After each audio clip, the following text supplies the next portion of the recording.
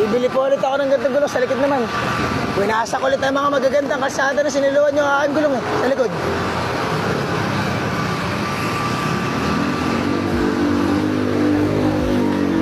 Kuya, nagkita na ulit tayo. Winasak na naman ang mga kalsada maganda na siniluan yung gulong ko eh. Nag-uusap po ulit. Ang ganda ng mga kalsada dito sa siniluan, lalo na dyan sa C5, winasak ulit. Ang po na nasa harap. Yung likod ko naman ang winasak eh. Araw-araw ba naman ako dumaan sa C5 na magandang kalsada, ay malamang mawawasak din yung gulong ko. Nag-uusap po ulit, ano?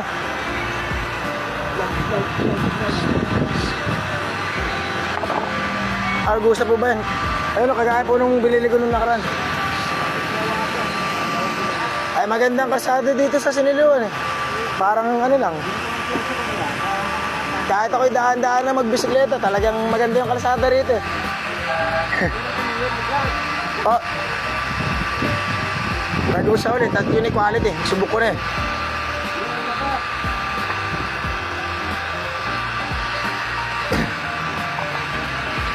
Nasaan po si Kuya? Tulog pa? Nasa Rosa. Wala eh. Ganda ng kalsada dito sa siniluan eh. Bumitaw na rin, pati nasa likod ko. Eh gawa, mahina kasi ako magbisikleta, kaya ganito nangyayari sa gulong ko.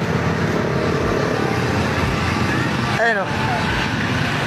Ganda kasi ng lubak sa ano eh. Sa C5, sa Saudi. Sa Saudi ito bumitaw kagabi.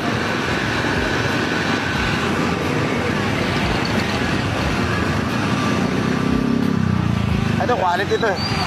Subok ko na. Dragon Race. Ang karera to. Ayan, mabilis kasi ang ikot din, Kuya. Pati kaya niya yung mga lubak nitong siniluan at ng ano, ibang bayan. Ayan, quality yan. Ayan. Magkano kaya, Kuya?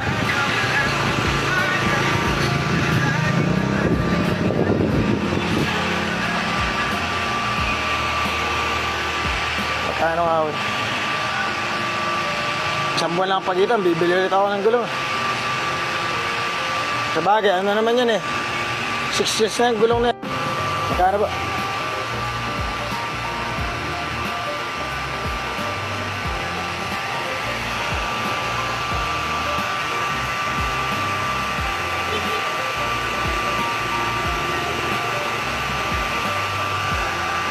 Naalala ko yung bili ko yung 300 tapos yung pakabit eh 50.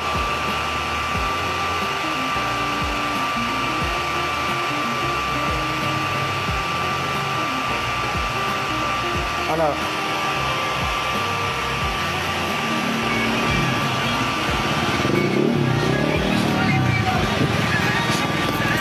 Para magpera ko ngayon.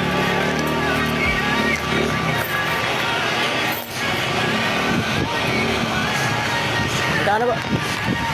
Kano ba? Ha? Kuya, pwede bang maharap muna ako ng 10 piso? At ito lang ang dala ko eh. 20, 30, 40. Kabalik na lang po ako sa 10. Kuya, harap ako sa 10 mamaya. Ginulang na naman ako. Maraming burado dito sa siniluan eh. Tawag pa ng tawag. Walang yan. Nag-vlog ko. Tawag ng tawag. Hindi marunong maghintay pa. Nakakait eh. O yan po ulit. Pares naman nun ano. Ito. Wala pa lang ito. 10. Ay, sige, doon ko na napapakabit. Sige. Pakunin ko na lang po yung 40. At yun yung pakabit po. 300 po yung gulong. Tapos pakabit, 50.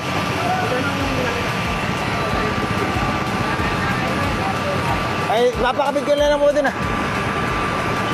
Kulang ulit ako na 10 eh. 300 po nung binili ko dati ito eh. Kasi kulang na naman ako sa 10 eh. Papakabit ko na lang din. Eh, nung nakaraan, kinulang ulit ako eh. Ngayon, kulang ulit. Kawawa naman si Kuya. Kunin ko na lang yung 40. Doon ko na lang papagawa. Ay, mahirap yung nasa likod ko eh. Kapag, Nagtulang ka dati dito? wala ako eh. Dahil pura dito sa siluan eh. Imbes na kakasus sa sarili ko, pinatutulong ko pa. Eh ngayon, magtitipid na ako. Wala rin namang ginagawang mabuti ang mga tao rito sa akin. Kundi walang hiyan ako eh. Salamat po. Doon ang taas sa global internet. Wala tayong pera pampapit dito lang.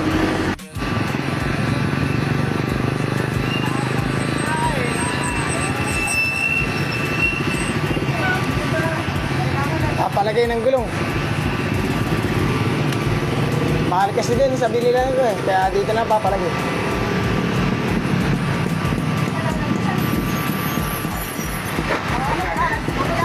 Ay, sige po.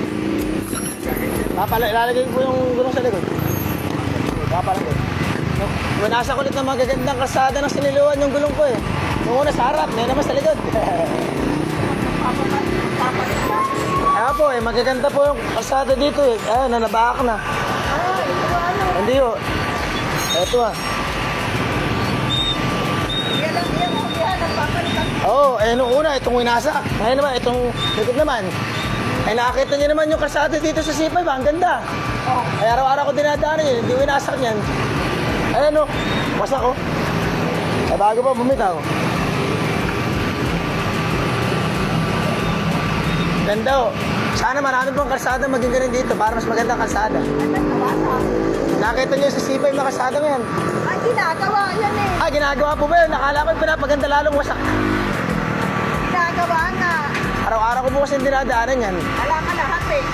Inom muna ka lahat eh. Tapos Baka kailangan pa po ng tongpats at mga korupsyon, no? Baga magawa, no? nakadaan ako isang beses, hindi na nga ako umulit. Abay, syempre, ako araw-araw ko po dinadaanan, paano hindi mawawasak yan? Sabihin niyo po din sa mga namumuno, eh, damihan pang ganun. Para maganda yung lubak, para may trail. Alam yung trail, sa bundok. Awa-awa ng mga gulong. Ah, hindi lang ang mga gulong kawawa, pati yung mga tao. Hindi lang ito, pati yung malalaki sa... O, di ba? Pati kayo, namumblema, di ba? Kaya hindi na kayo nadaan. Ay, nakadaan ako doon isang beses.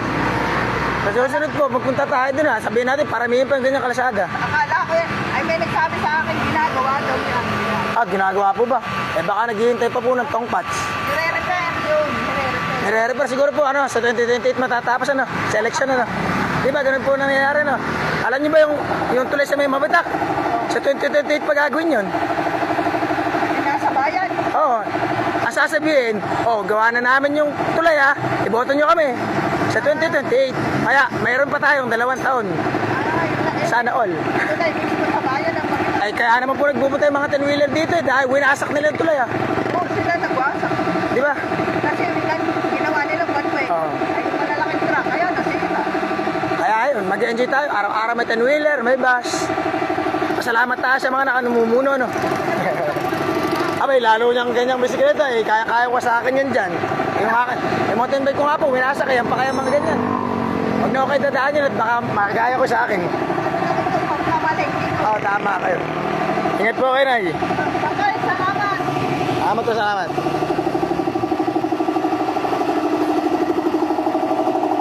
Wala ba? Kahit ano, ingat mo, basta ganyan kagandang kalsada, wasak. Laging gastos. Ganda ng mga kalsada rito.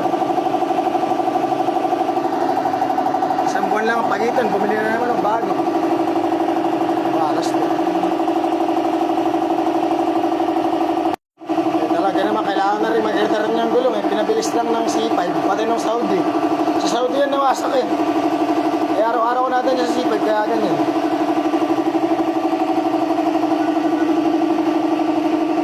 Pampasura na lang. Pinabalitan lahat ng mga gulong ng aking gulong. Wala sa oras. Wala kayong regusa yan ah. Pero baka yung ganyan mas na-available. Oo.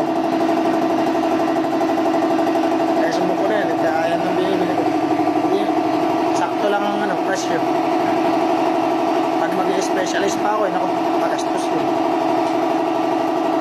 Hindi ko naman kailangan ng branded. Kailangan ko lang yung magandang tatakbo. Gastos na naman. Laging gastos. Sana dumami pa yung mga kagaya niyang kalsada sa city.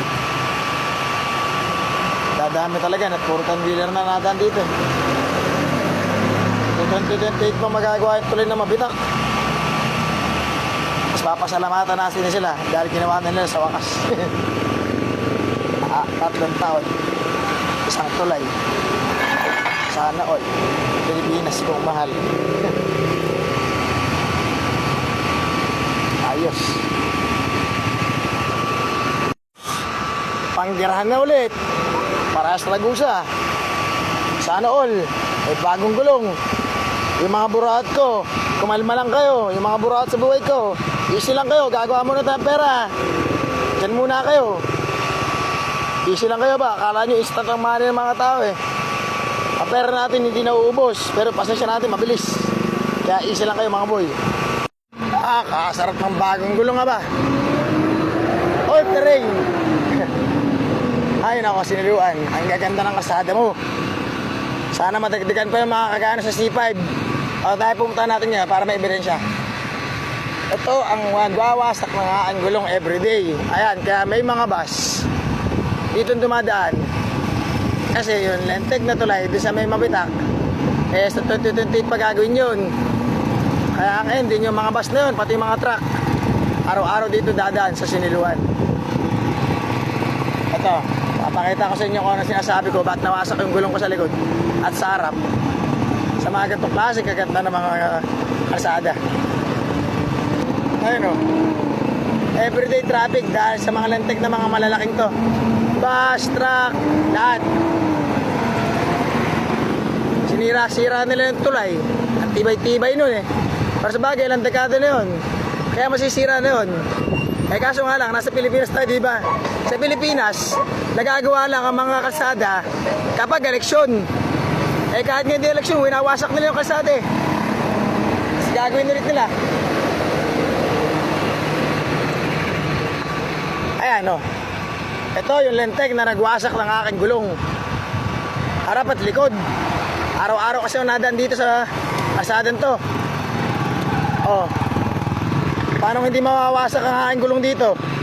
Everyday ako nadaan dito sa magandang kalsada na to. Eh hindi lang tong ganitong kalsada rito, madami. Tingnan mo naman kung gano'ng kampo mo gawa oh. Tingin nyo magtatagal yun. Maghintay ka lang ng mga 6 na buwan, wasak ulit yan. Sana all, maganda ang mga kalsada. Diba, ayos. Tayo magtatrabaho muna. Kung akala na mga taga-sinuluan, pabili ang pera. Doon kayo nagkakamali. Napakahirap kumita ng pera. At pakita ko sa inyo kung anong ginagawa ng mga totoong tao nagtatrabaho. Akala nyo, ganun-ganun lang ang mundo. Walang easy money sa mundo. Kahit yung mga korap, hindi yan easy money.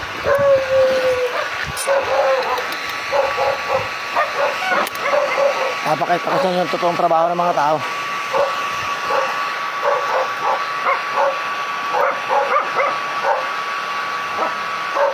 Good morning po.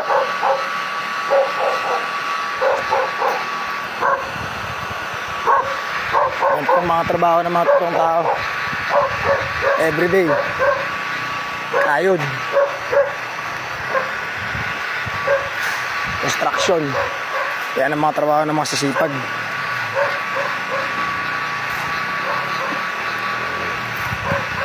Hindi matapos.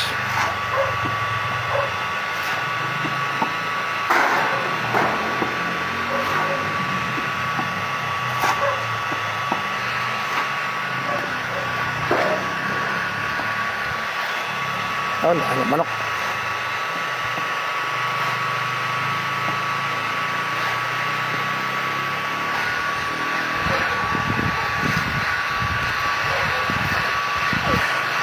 Yan oh, sobrang delikado sa mga construction kaya kailangan ingat.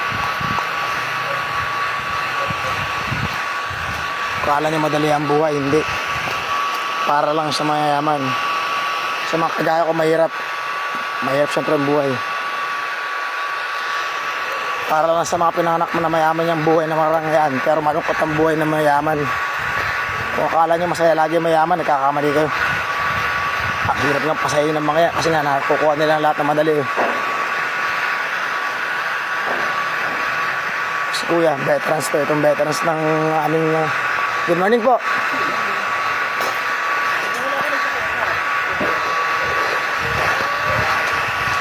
Mahirap mabuhay. Pero tayo lumalaban tayo ng patas kaya yung ating mga tropa. Hindi kami magnanakaw. Hindi kami manglalamang. Itatrabaho kami ng tama. Ang aming trabaho ay mga private. Ayaw namin doon sa alam nyo. Mahirap kasi doon. Maraming hausaw doon.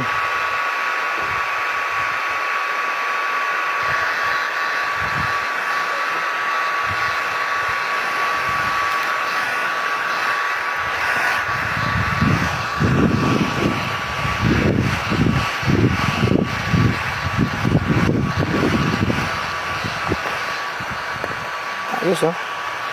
Isa tapos. Ito, kasama dito sa kabila. Kabila, kaliwat, kanan. Project. Ayos. Ito pa lang kasi yung mga napatituluan eh. Itong mga tabalang araw, pinili namin to. Pero banda-banda din lang muna yun. At focus muna kami sa aming teritoryo. Yung mga aking kaibigan, mga tatrabaho ng marangal. Araw-araw kayod, umaga, tanghali, gabi. Kumunan bumagyo. Ganun ang aming trabaho. Sipag, tiyaga, diskarte. Hindi kami umasa kung kani-kanino. Hindi kami umasa sa ayuda. Hindi kami umasa sa kung ano-ano. Sipag, tiyaga, diskarte. Yan ang tatandaan ninyo. Buhay ng mga mahirap. Nakagaya ko. Hindi yan maunawaan ng mayaman. Kasi ang mayaman, never yan magugutom. Never yan. Kaso nga lang, ang mayaman, dahil walang problema, hahanap sila ng mga problema.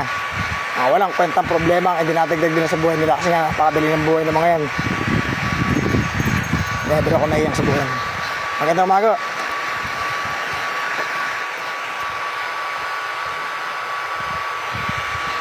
Mahirap na kagaya ko. Suplado. Suplado. Wala yung nahin nila. Malamang tulog ka. Wala kayong karapatang malitin kami mahirap na nagsusumikap sa buhay at may pangarap. Pinanganak ako mayaman. Lumayas ako. Naging mahirap ako. Nagsumikap ako. Umangat. Ngayon bumalik ako dito. Naghirap ulit ako. Babalik ako sa angat. Sanay tayo sa yaman at sa hirap. Kahit saan tayo pwedeng mabuhay. Ganun kasing mga tao. Respeto pang mamala ang puhunan. Sir. Ayos. Ang gaganda ng mga manok natin, no? Oo. Marami ako nga, ang dami nga eh. Oo. Ano ang tawag sa mga manok yun? Sabi, quality yun eh. Yung mga mamahaling klase ng manok. Pero parehas lang ang pag-aalaga no, sa mga normal na manok. Magkaiba, no? Magkaka ng mga Oo. mga takal. Ayan, hindi basta-basta kasi. Titignan ko na lang mga manok. Salamat. Hindi nga dinadaanan namin, no? Yung training ko, mapapakinabangan ako sa mga gatong lugar. Sa mga makikipot. Yan ang training ng martial arts. Yung training ng martial arts, pwede mo i-apply sa buong buhay mo. Physical, mental, and emotional. Pag wala kang martial arts, mahirapan ka mabuhay. Wala kang disiplina eh. Yun ang ganda. Hindi mapo kaya kanya nyo, no? Quality. Ang ganda ng mga manok na to ba?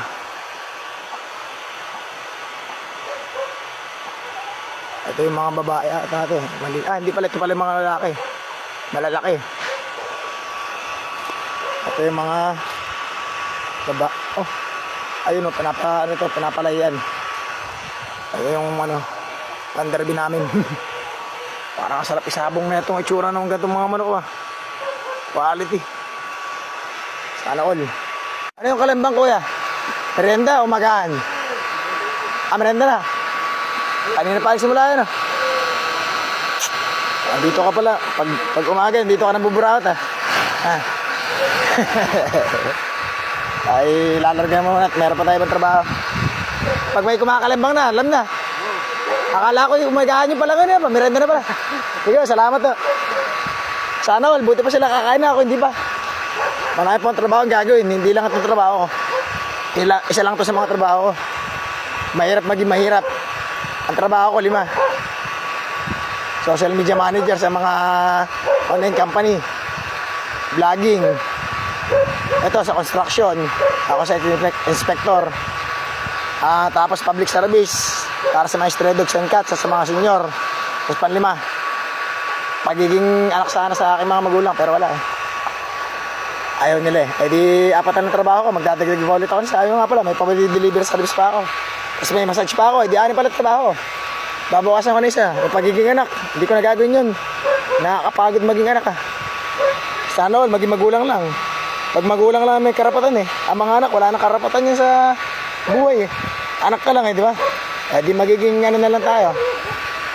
Public service, 1. Social media manager, 2. Vlogger, 3. Pabili deliver service, 4.